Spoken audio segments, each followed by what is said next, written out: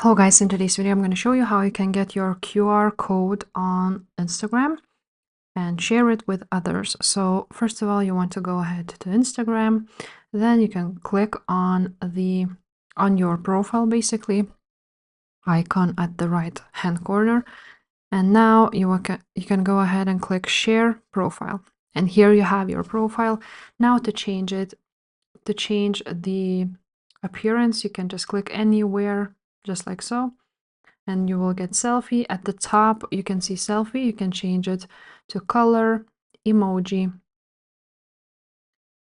or again to selfie. So if you want to change to emoji, you can go ahead and do that, and then you click anywhere on the screen and change the emoji, for example to this one or to any other you like, and then you just copy the link, or you can go ahead, click share profile and share it with others. If this video was helpful, please leave a like, subscribe to this channel, and I will see you next time. Bye.